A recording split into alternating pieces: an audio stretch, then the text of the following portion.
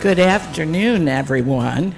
It's just so terrific to see such a great audience for our speaker today. I'm Pam Heilman, and I have the privilege of serving as the president of the Boca Grande Historical Society Board. And so on behalf of the Society and the History Center, it is also my privilege today to welcome you and also those who are with us via the wonders of live stream to what I know is going to be a most enjoyable talk by David Futch, a fourth-generation Islander, for the official launch of his book, Historic Tales of Gasparilla Island, both the facts and the legends, as told through tales both tall and true. I also thought that the term Wild West referred to parts of the western United States, but I now know, after reading David's book, it also includes the west coast of Florida. David has asked someone very special, Dr. Gene Chance, Professor Emeritus in the College of Journalism and Communications at the University of Florida, to formally introduce him today. In the acknowledgments in the book, David writes, as a journalism student at UF, she was his mentor who taught him how to write and how to organize his thoughts. Dr. Chance also served as the first reader and critiquer of his book. And if the tale is true, she is the person who, remembering the very special relationship David and Sally had during their university days, all working together with Gene on the Alligator staff, she brought David and his wife Sally back together again a little over 10 years ago. Dr. Chance is a member of the UF Hall of Fame.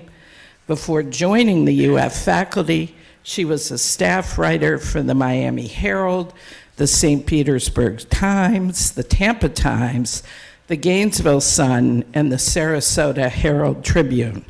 Her awards are numerous. A Knight Foundation Fellow for the American Society of Newspaper Editors Institute for Journalism Excellence, a UF Teacher of the Year, and she also served on the UF Intercollegiate Athletics Committee for 7 years.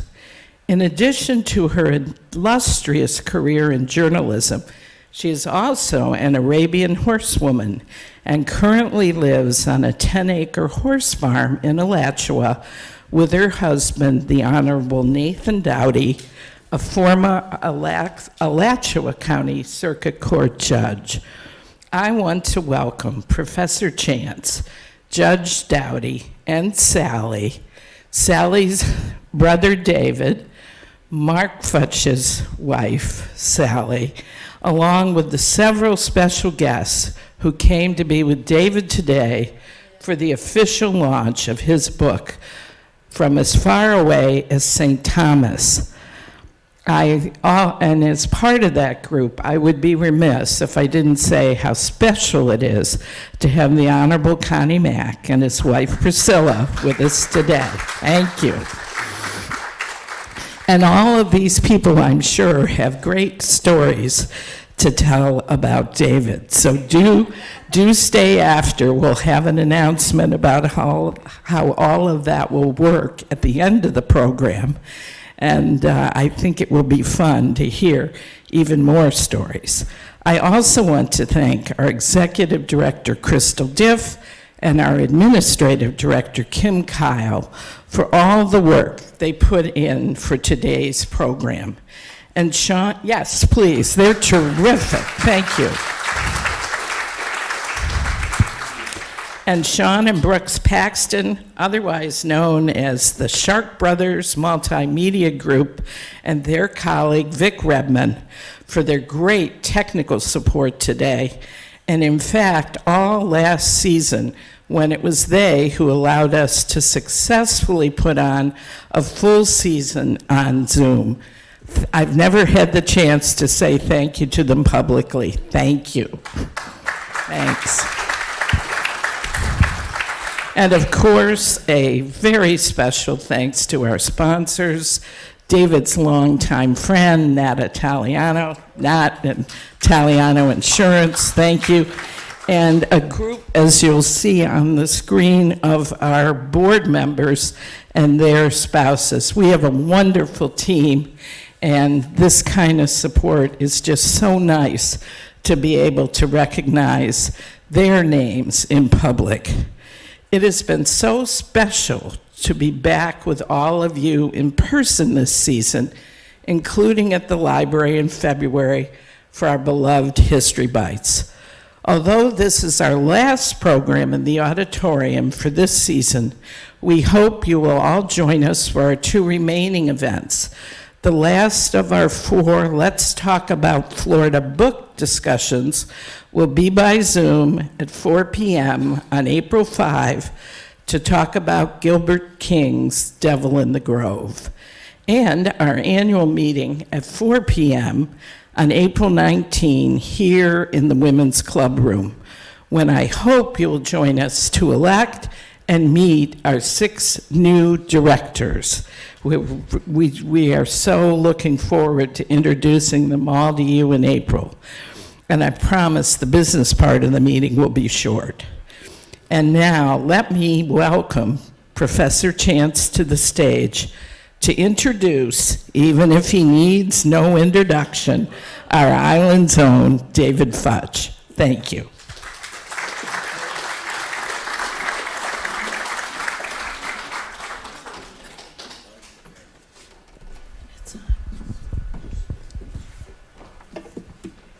I'd like to thank Pam and Bob.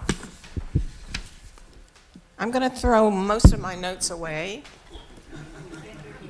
because David thinks that's what I'm going to say. Okay. It's been an interesting experience coming. This is not my first time to come to your island, but the last 2 days have been very interesting to see it basically through David and now Sally's eyes. Yes, they were my students a few years ago. I don't exactly remember how it all worked that I was the matchmaker, but I'm terribly happy that I did.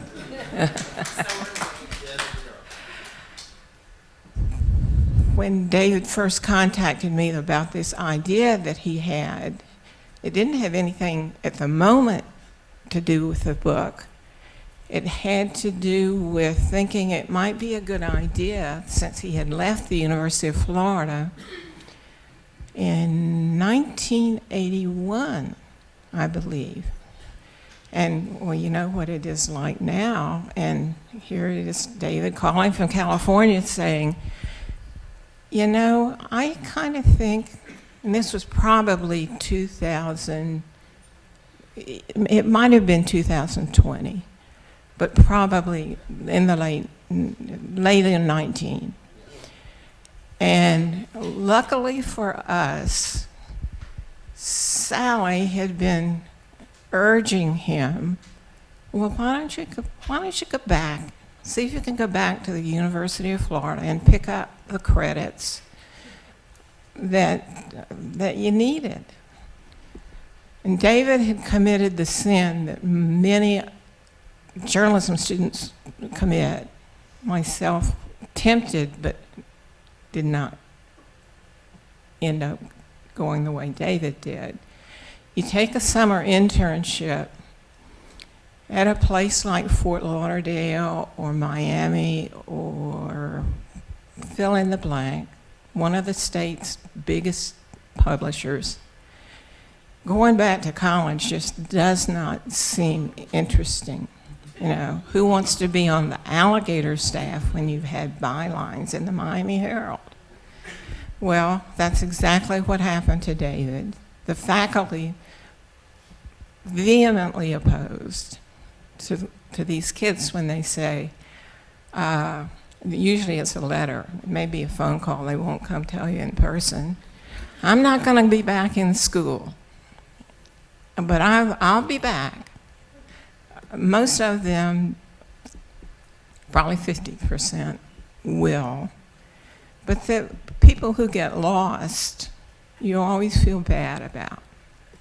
So that's part of why I am celebrating with David and Sally the fact that we had to work some dealings with the bureaucracy of the University of Florida, because he didn't come back to school within maybe a couple of years after that wonderful internship.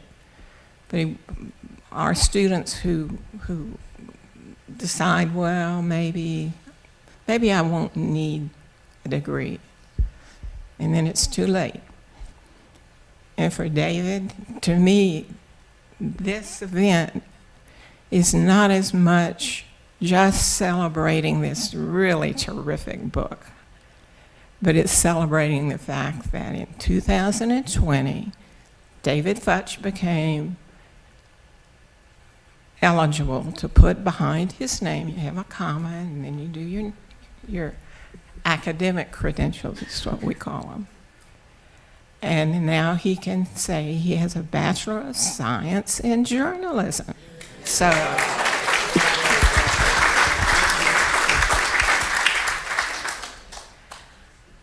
there is something I want to say about the visits that we took yesterday all around the island, putting around in the golf cart. That it's so special to have seen this place from a native son, and this house and this house and that house and this bar, that, you know, also. So I want to share just a little bit from his introduction. This is a love letter into Boca Grande and old Florida. It is about how things used to be on Boca Grande, below, excuse me, I didn't bring my glasses, before the world discovered the island of the mind. You got it, thank you. You should loan me your glasses. Bless you. Oh, good.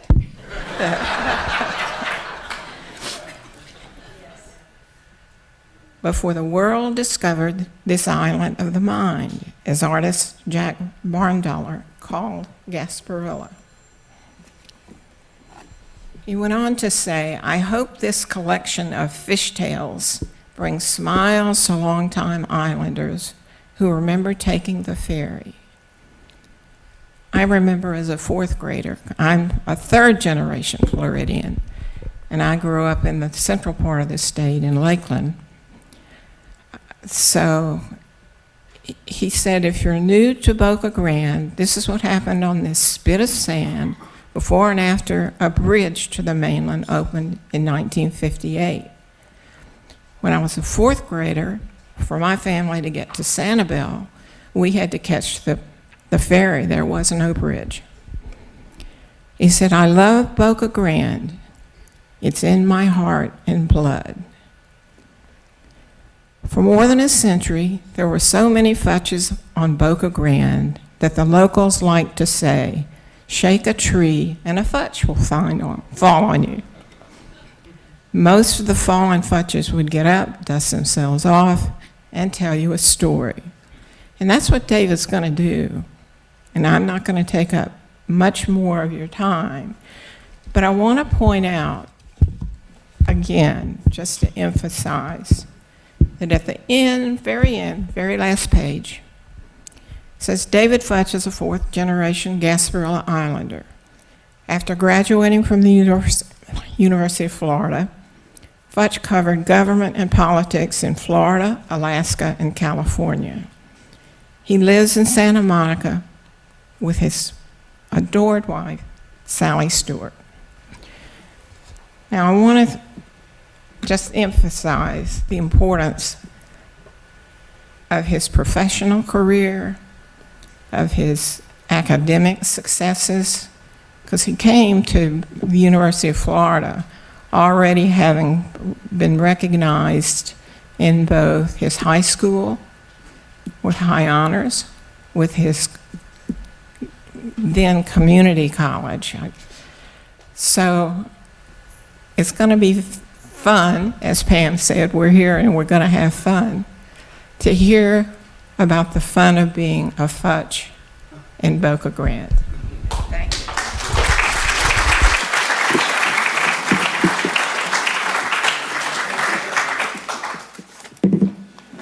Thank you so much. You're going to take that. Yeah. I think you keep, or do I keep this? Yeah, I think I keep this. Yeah. Well, they've got me hooked up to the microphone, so we're all good. First of all, I look out here and I said, I can't believe this many people want to come hear a Futch talk. I mean, most people would run away. So Steve knows this. Steve Futch knows this. He's out there. And I do want to recognize a lot of my good friends, too. Two of my best friends, Evelyn and Pat Owens, who we went to high school together in Clearwater, junior high, too.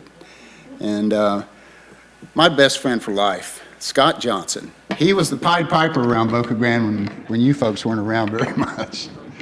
And Janet Gillespie, and my brother's wife, Kathy, and my good friend, Becky Seal Patterson, who started Pirate Coast Magazine, and really, a lot of this book comes from it. So, anyway, without further ado, I'm going to start reading from chapter 4, and it's my favorite chapter. It's called The Netters, and it's about my great-grandfather, Frank Futch, who landed here in 1883, and he had a 30-man mullet operation, maybe a little less, but for more than 50 years, the Futch family under Frank sort of ruled the harbor, if you will. He had 8 sons who had many sons.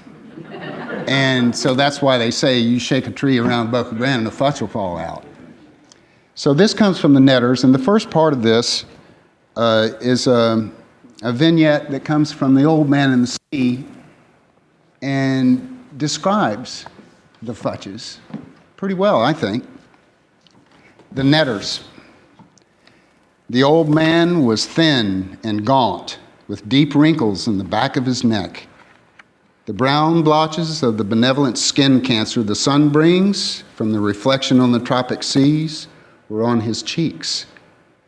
The blotches ran well down the sides of his face, and his hands had the deep creased scars from handling heavy fish on the cords. But none of those scars were fresh. They were as old as erosions in a fishless desert. Everything about him was old, except his eyes, and they were the same color as the sea and were cheerful and undefeated.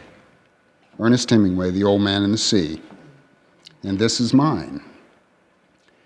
Rayford Sugar Boy Futch and his brothers wore the skin the color of mahogany. Little wonder, they fished in the brutal Florida sun almost every day. If mullet or tarpon were running, there'd be Futches on the water from Turtle Bay to Boca Grande Pass. Most of the Futches were handsome, except for Dunk, who had big ears and a nose to match. None of them fit the description of big. The Futches were of average height, but wiry strong like the farmers of the sea that they were.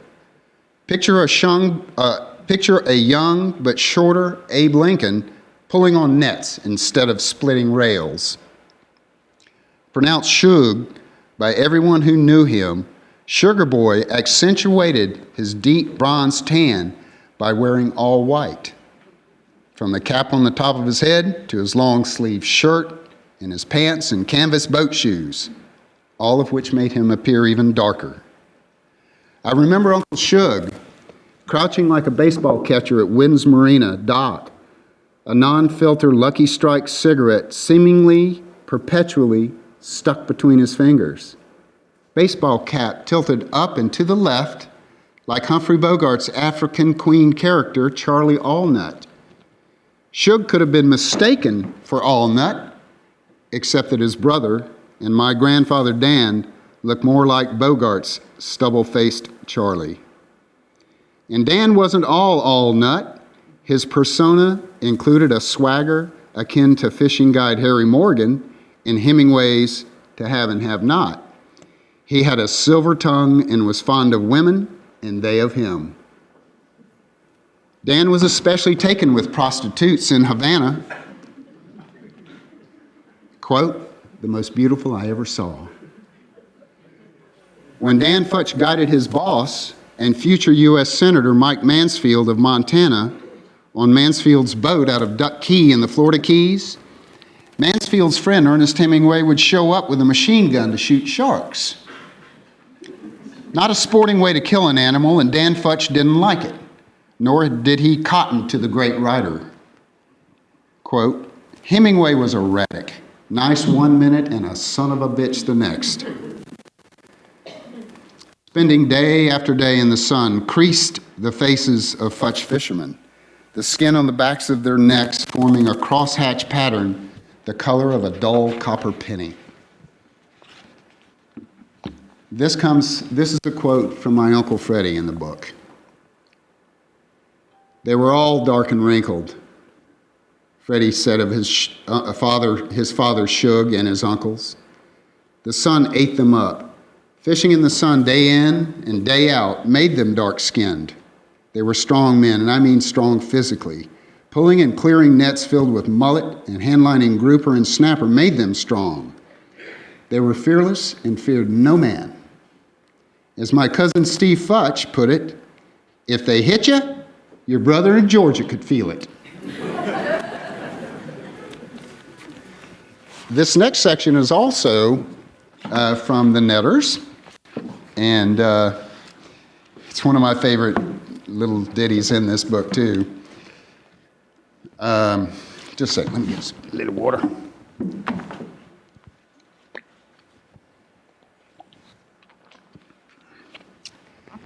Y'all are gonna like this one. Gunfight at Whorehouse Point.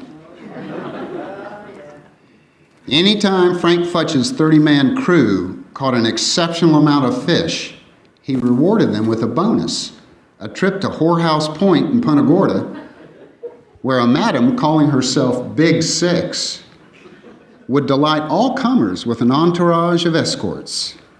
Standing 6 feet tall, her name seemed appropriate. Big Six called her brothel Castle Hall, a house of ill repute on West Marion Street at the current location of Mariners Village in Ponce de Leon Park. Castle Hall's reputation was known by fishermen up and down the coast and by cowboys from Fort Myers to Arcadia. Clients were required to check their six-shooters at the door. One eventful Saturday night in 1892, a dozen cowpokes showed up looking for a good time, only to find disappointment. Known as crackers because they herded cattle with the crack of a whip. The cattlemen had finished their drive from Arcadia to Cattle Dock in Punta Gorda, then tramped over to Castle Hall for some rest and relaxation. Anger ensued when Big Six turned the cowboys away, telling the frustrated men that Frank Futch had made a big strike of mullet and bought the entire house for the weekend. There was no room at the inn for the crackers, who had arrived in Punta Gorda after spending hot days working their way through backcountry pine forests. The cowpokes were hell-bent for leather to take some comfort at Castle Hall. Trigger fingers got itchy when the crackers received the bad news. Futch refused to share the wealth, which led to gunfire. No one was killed. Several flesh wounds later, however, a Punta Gorda constable intervened without making an arrest. The lawman stopped the firefight when he talked Futch into clearing out Sunday morning so the cowboys could blow off considerable steam. Here's the juicy part. Big Six's reputation took a hit when she died of dysentery in 1894. Her sudden death surprised everyone, including my great-grandfather, Adolphus Scott Burnham, owner of A&S Burnham Groceries in downtown Punta Gorda. Burnham and the sheriff were asked to witness Big Six's autopsy. By the time they'd stripped off her clothes, they understood why the muscular woman had been secretive for so many years.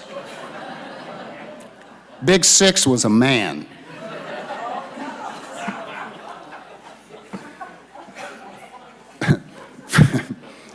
I love that one. For more than a decade, Big Six, AKA Ollie Brackett, was wanted for murder in Georgia. The law couldn't find him because he was hiding out in Punta Gorda, cross-dressing as a woman, and completing the ruse by opening a whorehouse. I love that story. Now, here's a piece. This one, it's only going to take me about 10 more minutes to read through these. And oh yes, oh yes. Now that was this was my grandfather Dan Futch in the first chapter. He's the one that was the rum smuggler, and Suge Futch was quite a rum smuggler himself. But he would take a 28-foot open boat and fill it with American cigarettes, take it down to Cuba and trade it for whatever he could trade it for. And he supplied almost every beachfront house with the liquor that they needed during Prohibition. You know, and there's a section in here about how Bayard Sharp said nobody thought anything big about that. It was just the way it was. So that was my grandfather, and that was my grandmother, Nellie. And the young woman I'm not sure of. I think that was just one of his tarpon charters. My grandmother, Nellie. No, the other side is your mother.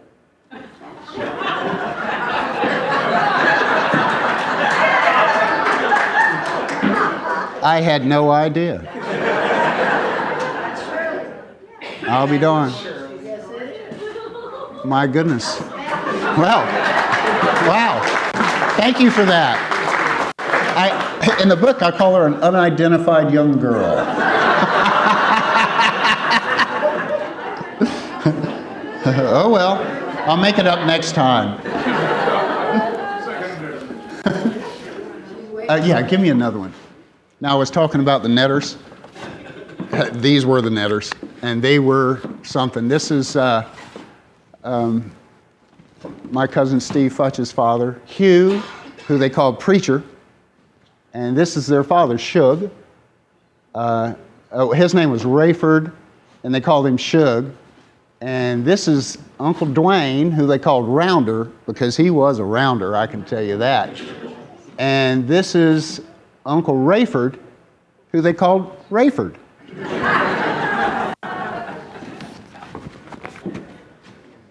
Okay, let's see.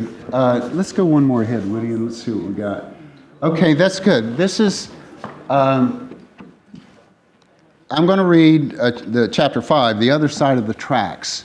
And this is Mr. and Mrs. Crown and Shield at Winterthur on their wedding day in 1899, or 1900. Okay, I'm going to start reading. You can leave that up, and then when I get closer to the end, you can put up her picture later in life. The Other Side of the Tracks.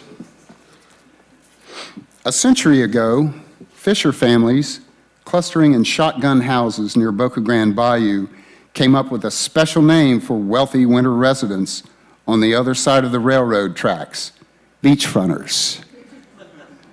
The tracks ran through the center of town for 70 years and served as a boundary separating those on Easy Street from the needy on Tarpon Avenue. Fisher families who lived in shotgun homes along the Shell Road called it Whitewash Alley because their cottages always needed a whitewash. paint being too expensive and reserved for boats. Despite the physical and economic separation, class lines were often blurred between the haves and the have-nots. The island's seclusion meant that people depended on each other, getting along out of necessity. Beachfronters needed fishing, hunting, and birding guides, as well as gardeners, cooks, and maids. Island sailmaker Art Favreau liked to say that everyone, from fishermen to Pink Elephant owner Delmar Fugate to gardener Blue Brown of Tarpon Pass Estates, grazed in the pastures of the rich. With or without, everyone fished together, danced together, ate and drank together at the old Pink Elephant or Temptation or the Laugh-A-Lot. The long-gone cozy kitchen across the tracks from the train depot couldn't be beat for breakfast or lunch. When a country western band rode the rails from Arcadia, mullet fishermen and beachfronters kicked up their heels Saturday nights at the cozy. It even had a pair of bat-wing doors, and I mean, they were busy coming and going. The glue that bound both sides of the track had less to do with commerce and more to do with heart. Well-off beachfronters cared for the community. It was part of the honored tradition of noblesse oblige, in which the fortunate take care of those with less. This is another quote from my Uncle Freddie, who was a dean of tarpon fishermen around here for many years, taught Nat how to fish, and well regarded here. It was a mutual admiration society. Augie Bush owned Budweiser, and he'd have Captain Johnny Downing dock Bush's Rybovich yacht, Miss Budweiser, at the Pink Elephant dock. And he'd walk over to the Pink Elephant, and Bush would buy everyone in the place a drink of their choice, whatever you wanted. He didn't try to push his beer on you. One beachfronter, Louise DuPont Crowninshield, made an art out of giving back. She decided that island children needed a school, so she built one.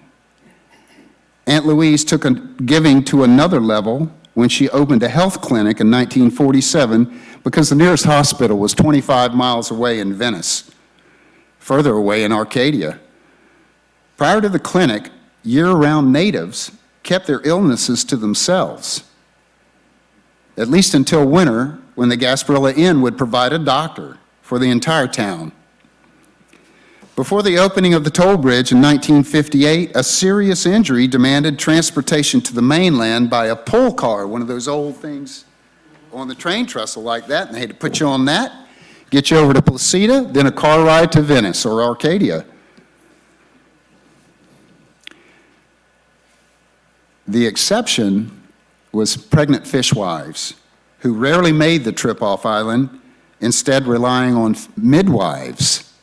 A lot of natives here were born by midwives. But when Louise Crowninshield stepped up, islanders felt like someone cared. Louise Evelina DuPont Crowninshield still stands out as the islander with the biggest heart and the biggest purse and the deepest purse. One thing was missing. She never had children, so she adopted a band of Boca Grande kids, putting shoes on their feet and playing Santa Claus at Christmas. Ready? That was, turn it back one more. That was Mrs. Crowninshield right before she passed away in 1958. And this next picture, these are the children with whom she put shoes on their feet. Save them. And I'll tell you a little about them. That's my grandfather. And this was taken in 1907. These are his brothers, his 7 brothers. And that's their mother, Sarah Melissa Slaughter Futch. Oh, yeah. Oh, wow. Okay. Thanks. I don't want to ruin this one. Anyway, those 8 boys had a lot of other boys. Again, why there are so many Futches on the island. But as you can see, you know, Mrs. Crowninshield put shoes on these kids' feet, and we will always be indebted to her. She changed their lives. Anyway, wow, I love this picture so much. I couldn't find it in time to get it in the book. Maybe next time. Okay, the last thing I'm going to read, you ladies will like this one. It's from the section on tarpon. One more sip, please. It's only going to take about 3 minutes, 4 minutes. And I'll shut up. Women land title as best tarpon anglers. When it comes to fishing and landing a tarpon, most fishing guides believe women surpass men in ability. Over a 3-decade period from the 1950s through the 1970s, 3 women rose to become the best tarpon catchers in Boca Grande Pass. One guide thinks he knows why. Billy Wheeler owned a reputation as a top island guide. He insisted that his wife, Doris, was one of the best anglers to ever sit in a fighting chair. His observations over a 50-year guiding career confirm his theory that women catch more fish than men. Quote, "It's because women listen to what a guide tells them."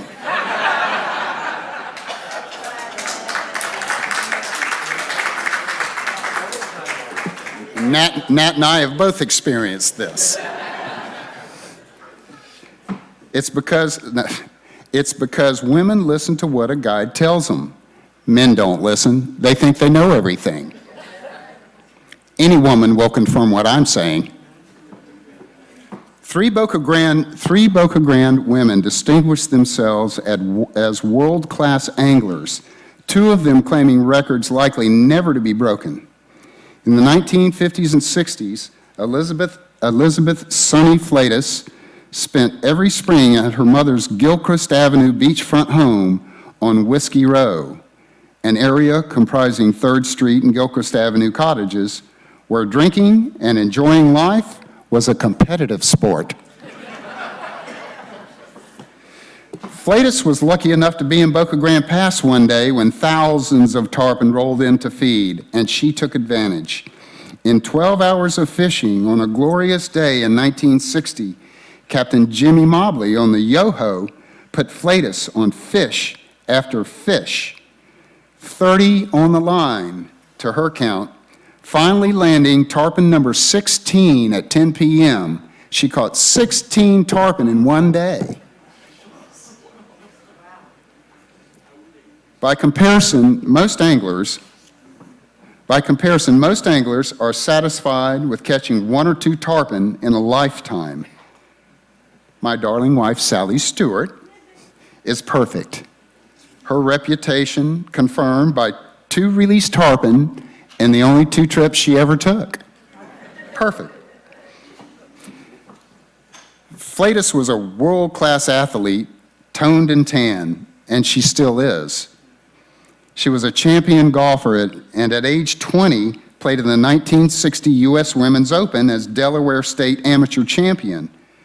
Tennis and golf great Althea Gibson was her playing partner in that Open. Flatus still plays golf at her private club near Jupiter and shoots in the 70s. She's 84 now, I think. Shoots in the 70s. Please.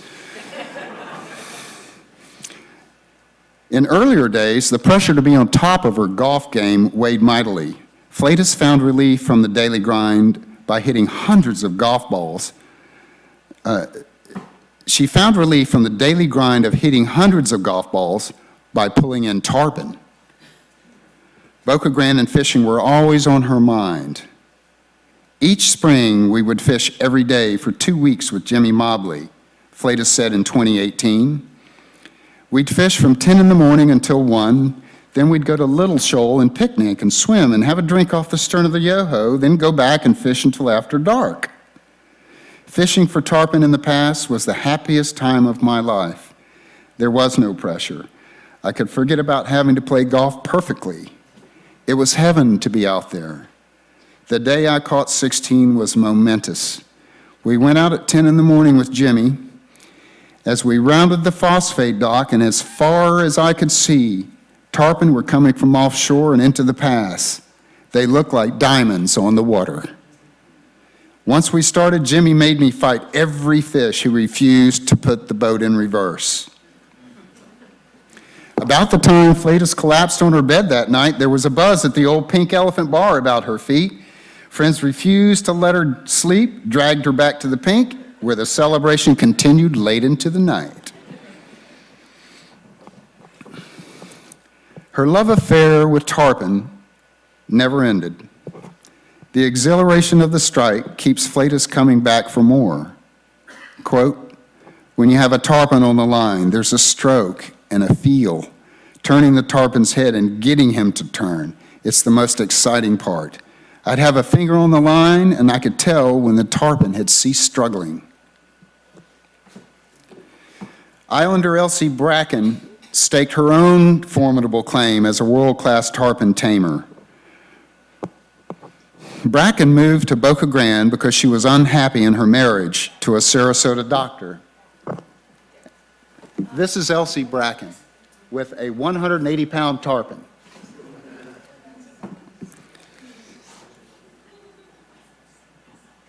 Elsie Bracken moved to Boca Grande because she was unhappy in her marriage to a Sarasota doctor.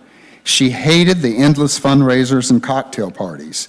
She decided to chuck the demands of high society for fishing. When her husband offered a trip to Europe, she declined. Bracken had other plans. She told her husband, give me the money you were going to spend on the trip so I can go fish for tarpon in Boca Grande. When the good doctor caved, Bracken hired Captain Bill Hathcock on the Nancy Sue. Bracken left Sarasota and the good doctor married Hathcock and took a deep dive into her favorite hobby. Islanders still talk about one season in particular that separates Bracken from all the rest.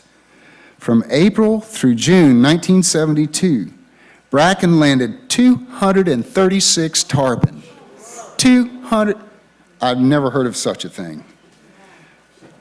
Tanned with taut muscles like a guide, the 90-pound Bracken often battled tarpon twice her size, using 30-pound test line when others loaded their reels with 80-pound braided Dacron. Quote from her from a 1989 interview. People talk about my record of 236 fish, but I think it's something anyone could do. It wasn't a competitive thing for me. It was for the pure fun of doing it. Fishing like that day in and day out for months took a lot of effort. You have to love it, and it so happens that I do. Pound for pound, there is no fish more exciting to catch than a tarpon. And I fish for sailfish, marlin, and bonefish. There's no comparison to the fight of a tarpon. And with that, the end. Thank you. Thank you. Thank you all very much. I'm so happy to see you all. It's great that people want to know about Boca Grande's history. One thing I want to say is we need to get some of these books to some of the folks that work in the restaurants who aren't from here so they know what's going on around here. Okay. A lot of the waiters say, I don't know anything about tarpon. Anyway, thank you very much. Thank you. Thank you. Yeah. We're going to do questions. I'm trying to pass the mic down. And Kim Kyle will be in the other aisle. And Whitty in this aisle, I think, unless they switch. And so if you have a question, please, this will be half or more than half the fun, or stories about David, all good. Raise your hand. Anyone? Anybody have a question, or you want to just Nobody? Oh, yeah, they're going to be questions. Yes, sir. He can't see me, so. I just want to tell you, David, it's Steve, and I really appreciate all your hard work and everything you've done to put this book together and recognize the island and our family. Thank you, guys. Thank you, Steve.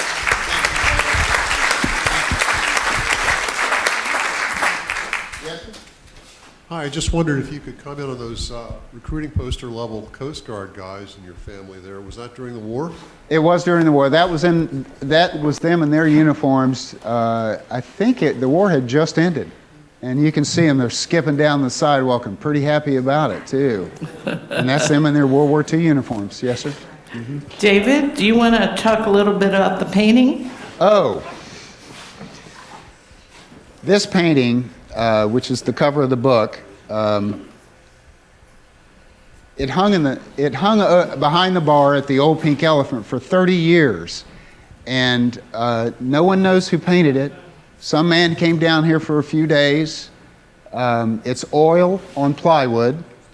And so Delmar Fugate, Betsy Fugate Joyner's father, hung it behind the bar. And I was a bartender at the old Pink Elephant for 2 years back in the mid-'70s. And of course, as you can see, Policia means trouble in Portuguese. And these two guys are catching all these weird fish, and the one says to the other, "What the hell are we drinking anyway?" And for me, this pretty much explains why everybody comes to Boca Grande, for fishing and fun. And that's why I wanted it on the cover. And this year, as many know, we've taken time to honor our wonderful, now not with us friend, Patty Middleton, and this is her painting of the pink. And maybe, David, talk a little bit about what the pink looked like. The bar was upstairs. Yeah. Who knew? I got to tell you this. This was the restaurant, the original restaurant. And as you know, the bar now, it's tiny, right? And so the restaurant only sat 50 people. But when Delmar Fugate, we always call him Delmar or D.O., Delmar. Anyway, this is a brick retaining wall, but there were like 5 steps that went down. So Delmar, he basically sunk the dining room down into the earth so that when you went in there and you were sitting next to one of the jalousie windows, the dirt was right next to you. And it was always cool as a cave inside. It was really genius, I thought. And he based it after places he had seen in the Bahamas. So the bar was upstairs, and this was a long concrete walkway that went up again and all the way up into one screen door. And that screen door, about this wide, I'd say 3 people could walk through it side by side. And it had these giant Hunter fans and a jukebox that was unbelievable. We'd have 200 people in the bar at night on Friday and Saturday nights. And it could get pretty crazy in there. And my friends in St. Pete and Gulfport, they used to say, "Let's go down to the bucket of blood."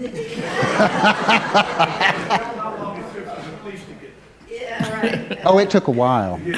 And my friend Pat Owens here, when I bartended at the Pink, my dad, who was running the place, he said, "We need some more help." And I said, "Well, let me call a couple of football players I played with at Clearwater High, because we need it in the bucket of blood."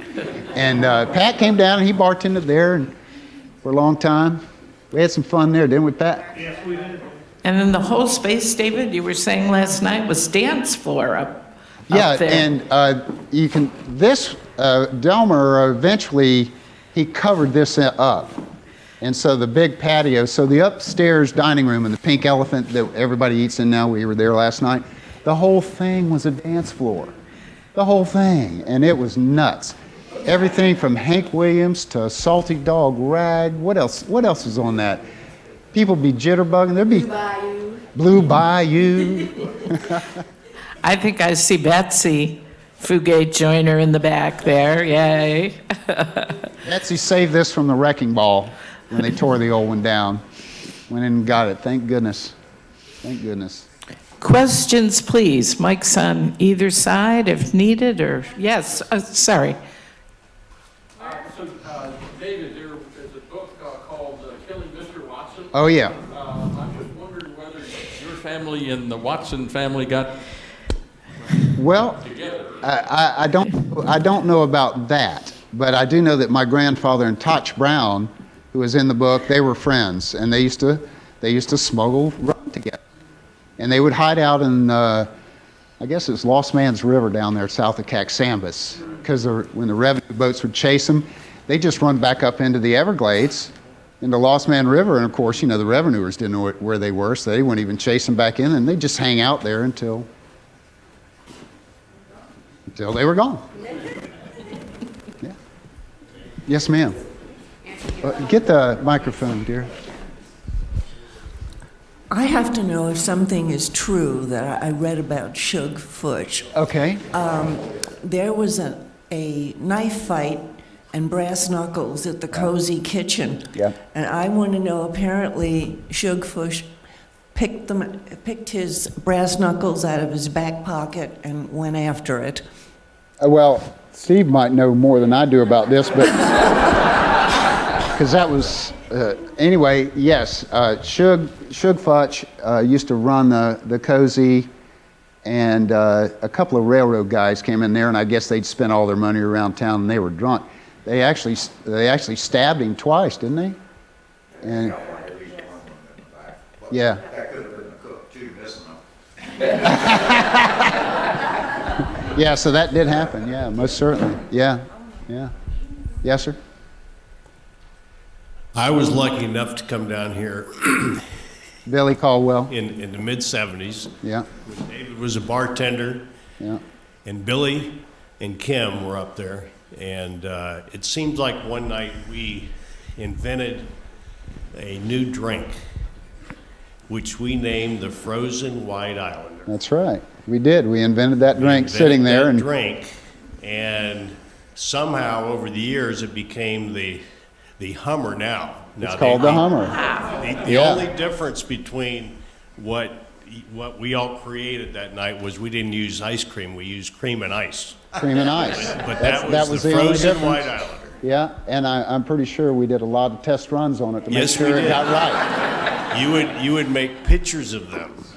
Pictures. Yes. Pictures. Yeah, and that old it- Hamilton Beach blender, Oh, steel yeah, blender yeah, they yeah, had. yeah. And then we would we'd come back in from fishing, and we'd come in there, and they had the guy over in the corner with the little boom box and the doom da da doom. He'd sing. We danced like crazy up there, and then usually Bill Miller would come in after his charter, and we'd party a little bit and let's go fishing.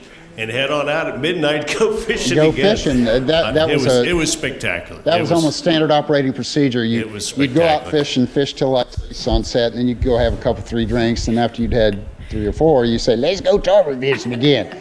And there were points in time where, if I'm not mistaken, the Pink Elephant had, its Florida liquor license was 00003 that it got after Prohibition ended. Delmar got that number, and it allowed him to stay open 24/7 if he wanted to.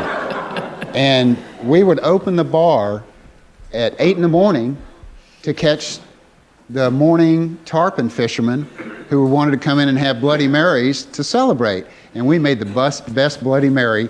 The recipe is in the book, and then you'll see in the book that each chapter has a recipe at the end that's applicable to that chapter. And the Bloody Mary recipe's in there. And then there would be many times, like Billy and them would go out, they'd leave the bar at 10 or 11, go out and catch a few tarpon. It's like 3 in the morning, and here they are knocking on the door, open it up. And I go, all right. And I'd open it up, we'd start all over again. It was nuts. And we heard it here first, the creation of the Hummer. Wow. Other questions, comments?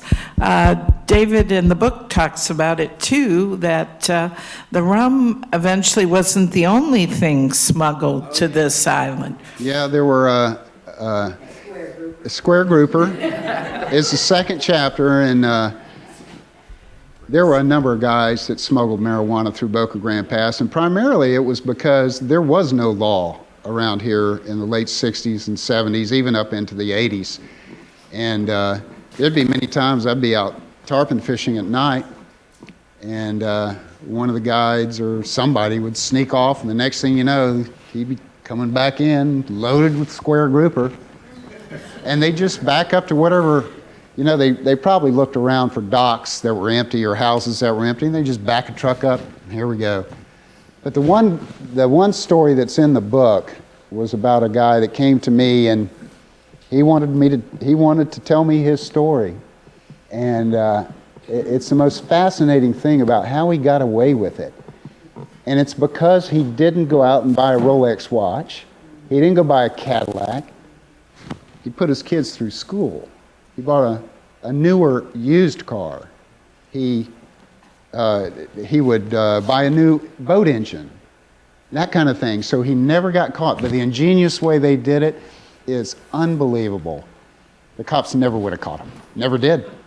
The only time they had trouble was the last time they went. They would go over to Burnt Store Road. Once they had this boat, this sailboat, they would bring it in, then they'd get a scow, like a 30 or 40 foot barge, and load it up with all the pot. They had 14,000 pounds on the last run.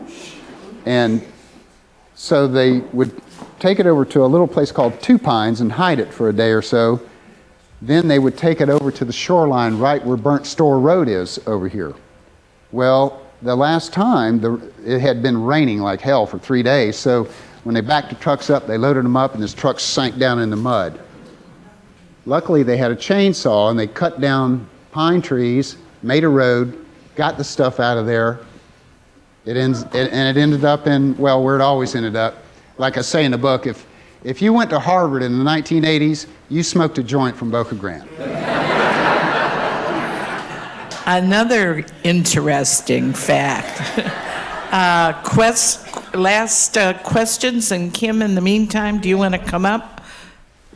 You had a question? I was just wondering if you could describe what it was like as a little boy to be on this island in the summertime. What did you do as a little boy in the summertime? Swim all day. It's too hot. Summertime, it was, to be honest, my grandparents used to take care of the old Newberry estate, which is where Bob Fletcher's house is now. And the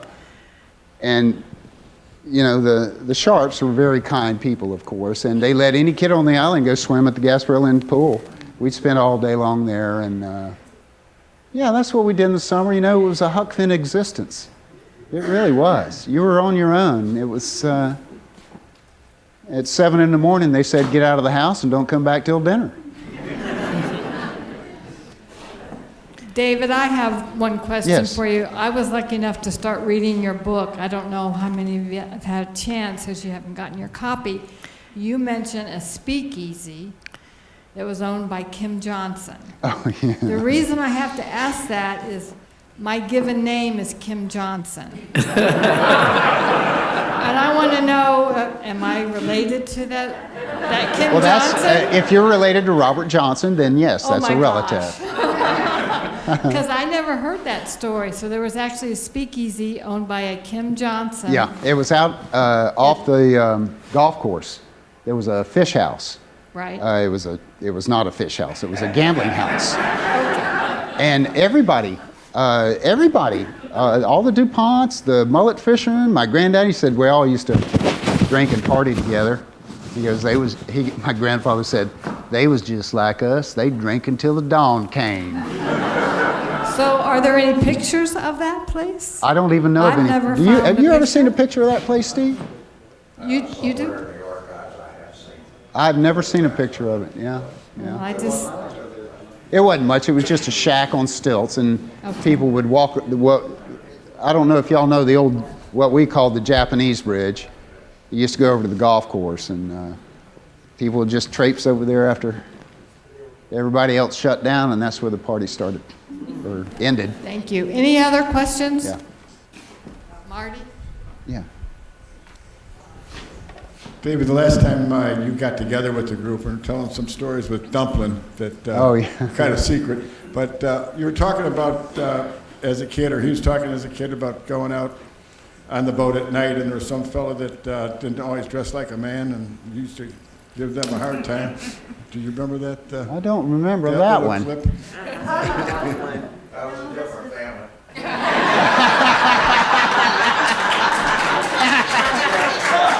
Thank you, Steve. I think that's how that story ended the last time. Yeah, I think so too. Yeah. Well, I do have to tell you about the Albatross since you brought it up. The Albatross, well, no, she was talking about the gambling casino, but there used to be a bar at the south end called the Albatross, and it was owned by the Johnsons, and when they had ships come in for phosphate, pick up phosphate, these guys would be off for 4 or 5 days, so they would walk off the dock, and the first thing they saw was that bar. And man, all hell would break loose because they hadn't had drinks in months, these guys from all over the world. So Dumplin tells me, and he grew up on what used to be called Belcher Road. I don't know what they call it now. What's it called now? Belcher. Oh, thank you. Changed so many roads. Anyway, Dumplin lived on Belcher, and he used to just hop the tracks and go into the Albatross right there. And he said, I had to go to the bathroom one night, and it only had an outhouse out back. And so I went out around, and there was this fella. He's standing up against the wall, and he looks like he's sleeping. I go, hey, fella, I need to get in. I need to go. And he just stood there. He wasn't paying attention. So I finally shook him hard. He slid down and fell over. Somebody had stuck him with a knife. It really was a bucket of blood. Well, David, this has been wonderful, and of course it doesn't end quite yet because David will be in the Women's Club room to chat. We have signed books there, and he can sign if you haven't already bought one. Kim, do you want to explain how all this is going to work? Yes, over in the Women's Club room across the hall, we have books set up for those of you who've already purchased yours, and we also have books for those of you who would like to purchase. We have a limited amount. Now, David has pre-signed them, but he will personalize them if you'd like. I have little Post-it notes, and you can write what you want him to say inside if you like it personalized. And if you want me to sign your name to it, write on the post, please, in block letters legibly, so I can. Right. So I spell it right, please. Well, one last round of applause for the inventor of the Hummer. Yay! Thank you all. Thank you. Thank you, dear. Thanks, son. That's great. Thank you.